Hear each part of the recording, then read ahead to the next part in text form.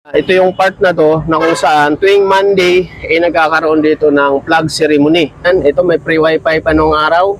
Ewan ko ngayon kung gumagana pa rin siya yung free wifi. Ito yung Capitolio. Pero sa ngayon kung mapapansin natin, nakano na siya, nakatali na yung paligid niya. So ibig sabihin, Please subscribe Kuya Isko Official.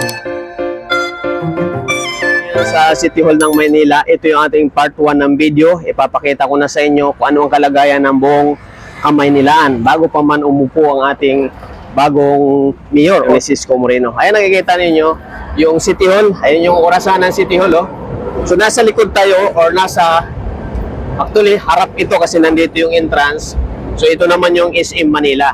Yan yung SM Manila. So ngayon, iikot ko kayo dito sa buong City Hall at sa area dito para may pakita ko sa inyo yung kalagayan dito sa paligid ng Manila City Hall. So ito yung ating part 1 video, kaya please sa ating mga video upload, paki-like and share ng mga video natin para masubaybayan ninyo yung mga video ko dito sa buong Kamaynilaan. Kuya Isko Official po and Gwapong Bihero TV. Ito po ang vlogger ng Maynila. So let's go, samahan nyo ako, ikutan natin tong buong City Hall. Tara! Alright, ayan o mga kuya, mga taga Maynila. So ito na yung first video natin. Ayan yung SM Manila. Ayan yung City Hall mismo. Ayan yung orasan ng City Hall. Kung saan yun yung isa sa palatandaan dito sa may siyudad ng Maynila. So iikutan natin para may pakita ko sa inyo itong first video natin, yung part 1 video natin, itong kalagayan ng paligid ng City Hall. Okay, let's go mga bihero, mga kuya.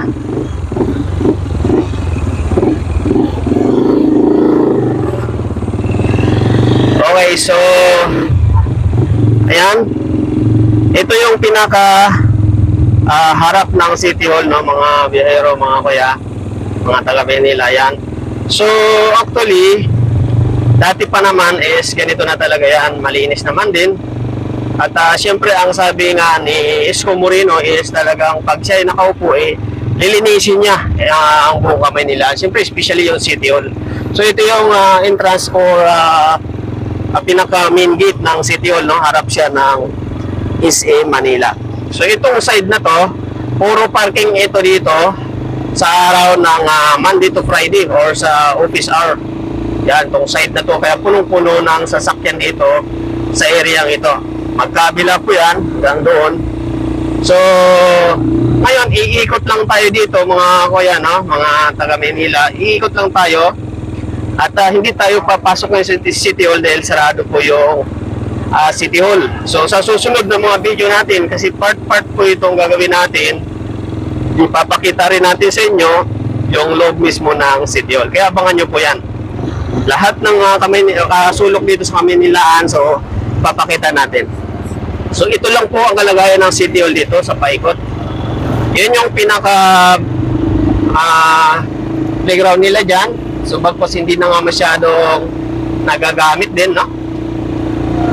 Kaya medyo talagang sinasabi nga ng ni Yome ay talagang dugyot na ang Manila. So ganun pa man. Kaya ito ipapakita natin sa inyo ngayon yung tunay na kalagayan, kung ano ba talaga ang tunay na kalagayan ng Maynila.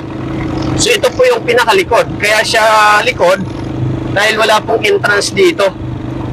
Puro although may tao yan, pwede dumaan yung tao dyan pag office hours. So parang pinaka-backdoor kasi yung pinaka-entrance niya is yun yung nasa harap ng SM City, Manila. So ito yung pinakadulo ng Top Avenue.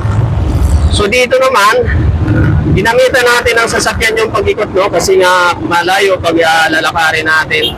So dito kung natatandaan ninyo mga bihero, mga kuya, ito yung Kikiki na kung saan yan, yun yung area na yan.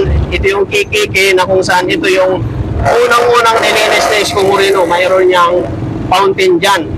Maganda siyang tingnan. Kanya nga lang sa ngayon mukhang hindi natin alam kung gumagana pa yung fountain. Kaya sa mga susunod, iikot tayo ng gabi para may papakita din natin sa inyo yung kalagayan o yung situation.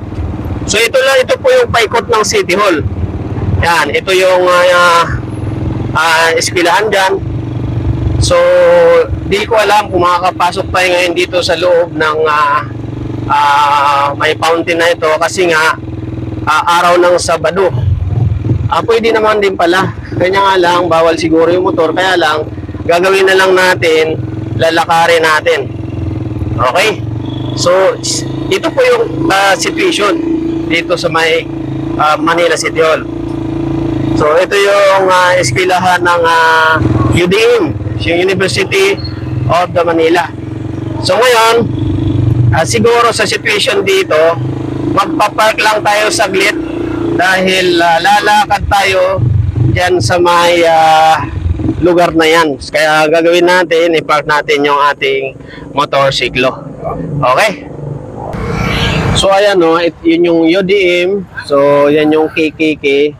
Yun yung munisipyo or City Hall. So punta tayo dito sa loob ng KKK para makita natin kung ano yung kalagayan dito. Dahil nung pinagawa ito ni Yorme, magandang pasyalan ito at malinis. So kaya titingnan natin ngayon kung ano na ang situation or ano na yung kalagayan. So yan, actually marami pa ring mga nakatambay, pumapasyal dito. Marami pa rin. Pero pasukin natin mismo sa loob ng playground na ito. So ayan o mga kuya, mga bihero. So sana ipaki-like and share ng mga video yung upload natin dahil ito yung ating first video para may pakita natin sa inyo yung mismong kalagayan or situation dito sa may Manila. Ayan yung SM, no? SM Manila. So dito iikot tayo. Right? Okay. So ayan. Yan, kung matatandaan ninyo, ito yung isa sa pinaka una na pinaayos ni Isko Moreno dahil dati napakapangit nitong lugar na ito. So bagkus nakikita natin ngayon ay okay naman dahil na-maintain yung kalinisan, kaayusan, pero hindi lang masyadong malinis talaga dahil parang walang nagwawalis, di ba?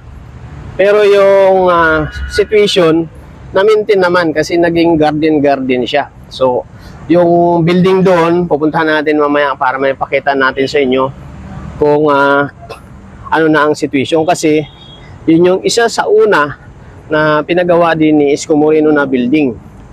Ayan. So, mayroon pa nga ditong free wifi noong araw, ng panahon ni Isko Moreno. Ayan. So, maraming namamasyal dito. Actually, ito yung side na to. Ito yung part na to na kung saan tuwing Monday nagkakaroon dito ng flag ceremony or ng dito sila nag-iipon-ipon yung lahat ng empleyado ng City Hall para mag-attend ng flag ceremony. So ayan yun yung kalagayan. Ito may free wifi pa nung araw. Ewan ko ngayon kung gumagana pa rin siya yung free wifi. Yan, lahat po ng street niyan sa Espanya mayroong mga free wifi. So di natin alam ngayon kung gumagana pa rin. Okay, so punta natin dito sa area na to. So yan, kung makikita natin, marami pa rin nag-i-standby dito dahil nga malamig yung lugar at malilim dahil nga siya ay maraming puno-puno. So ganun pa man, at least na-preserve pa rin yung pinagawa ni Yorme or ni Isko Moreno. So, right. Ayan, yun yung situation. Kung nakapunta kayo dito nung mga unang-unang panahon na hindi pa nag-mayor si Isko Moreno is hindi po ito ganito. Hindi po siya pasyalan kasi dati ang daming nakatambay dito, ang daming yung mga natutulog lang. Ayan, ang dami rito. So, ito yung isa sa pinagawa ni Yorme. Yan, itong may tawag dito, kaya lang hindi ko kasi nasundan dati yung pagpagawa nito dahil hindi pa ako nagba-vlog sa Maynila. Yan. So ayan, kung tawagin is yung building na to is ito yung Kapitolyo. Yan, Kapitolyo. Pero sa ngayon kung mapapansin natin, nakaano na siya, nakatali na yung paligid niya. So ibig sabihin is hindi na siya nagagamit or hindi na siya gumagana. Yan, no? So naka-close na siya, sa madaling salita. Naka-close na siya. Ayan, no? So Kapitolyo, yan yung nakalagay. Ayan, Kapitolyo. So hindi na siya gumagana. So sa panahon kasi ni Isko is isa sa pinakasentro ito. Kaya medyo nung binuksan niyan, nung panahon na pinagawa ito ni Isko Moreno, ay talagang medyo nagkaroon ng opening, no? Dito sa nasabing Kapitolyo na ito. Okay, so yan. So balik tayo doon sa may playground, doon sa may kikiki, para doon tayo mag outro, ika nga, no? So yan, at least na ipakita ko sa inyo yung ating first video na kung saan ang laman is yung mismong City Hall mismo, or yung mismong harap ng City Hall, para alam niyo kung ano na ang situation sa ngayon. Para sa mga next video natin, pag nasubaybayan ninyo yung mga upload natin, ay makikita ninyo kung anong pagbabago. Yan. So yan, dito maraming naka-standby na ambulance. So ito pong harap na ito is, kung tawagin is, ito yung KKK. So doon tayo sa labas ng KKK. Okay? So ikot tayo dito mga kuya, no, mga biyahero. Ayan, may nakasulat, medyo mababa. Kartilya ng Katipunan. So KKK. Ang buhay na walang banal at marangal na layunin ay halos walang pakinabang at malimit na pabigat lamang. Yan, medyo mahaba, marami yung babasahin natin, kaya basahin nyo na lang sa video natin. So ayan, no, yan, daming plug kasi nga tawag na ito, mag-June 12, kaya nga ngayon Independence Day, kaya maraming plug na ngayon kahit saang lugar. So yan, ito na yung KKK. So kung tawagin is KKK, kung ano yung meaning ng KKK, sige nga, paki-comment ninyo sa ating comment section kung anong meaning ng KKK, kung talagang Pilipino ka. So alright, ayan. So ito yung sinasabi natin kanina na nandoon tayo dumaan. Ito yung fountain na kung saan ginawa ni Isko Moreno, na gumagana ito sa gabi is maganda siya. May ilaw, may music, sumasayaw yung tubig. So may fountain ito. So sa ngayon, nakaano siya, nakakulong. Oh. So di natin alam kasi hindi pa ako napapadaan ng gabi dahil pinagpagana lang ito sa gabi.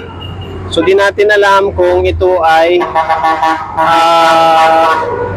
gumagana pa. Kaya abangan ninyo yung ating mga video sa buong Kamaynilaan sa 10 oras ng gabi. So ayan, KKK, no? So yan po ang situation or kalagayan dito sa Manila, na kung saan ito yung ating first video at unang video, part 1, ay naipakita ko sa inyo yung kalagayan dito sa may mismong City Hall ng Maynila. Alright mga kuya, ayan na nga, no, at nakita nyo na, ito yung KKK, yan yung mismong City Hall ng Maynila, na kung saan ito yung pinakasentro ng buong Maynila. Itong mismong lugar na ito, na kung saan nandito yung City Hall ng Maynila. At yan yung City Hall na yan, yan yung mga nakikita lagi natin sa mga payagan, kung saan-saan, yun yung relo na yan. So ang time natin is 11 ng umaga. So itong KKK na to, ayan, kung mapapansin natin, yan, yung dito niya, ayan, medyo marami ng ano, ayan, no, maano na siya, matawag doon, madulas na, yung malumot na, malumot siya. So pag medyo mabasa-basa yan, madulas yung simento. Kaya kikita nyo yan, napakagandang pagkagawa talaga niyan. So nung panahon ni Yorme yan, talagang pinupunasan yan, pinapakitab. Talagang kumbaga kinukuskus para kumintab yung mga damit-damit yan, yung mga aparato niyan. So yun lang po, yun po yung ating first video dito sa lugar ng Maynila na kung saan nandito tayo sa sentro ngayon. At abangan yung mga susunod nating video. Sana po paki-like and share ninyo ng mga video natin at para mapanood ng karamihan na kung saan yung mga gustong makita yung buong Maynila, gustong masilayan yung buong Maynila at makita yung pagbabago ng Maynila at yung dating Maynila. So ayan po ng mga kaibigan, mga kuya. So titingnan na lang natin sa mga susunod kung ano yung magiging improvement. So kung ano yung magiging mapaganda pa dito. Kasi talagang maganda ito dati, ako na nagsasabi. Kung makikita nyo po dati yung tawiran dyan, yung overpass dyan, na vlog ko rin dati yan, talagang parang mall yan nung panahon ni Isko Moreno. So yan, Kuya Isko Official muli, and Gwapong Biyahero TV. At syempre yung ating Facebook account, Charles Francisco. Please like and share and subscribe yung ating mga channel. At syempre huwag kalimutan i-share yung mga video para mapanood ng ating mga kababayan. So yan lang po, mabuhay po ang lahat at mabuhay ang Maynila. Bye-bye po, bye-bye, bye-bye. Natin si Gwapong Biyahero, Kuya Isko, Charles Francisco. Laging tatandaan, hindi ka iiwan.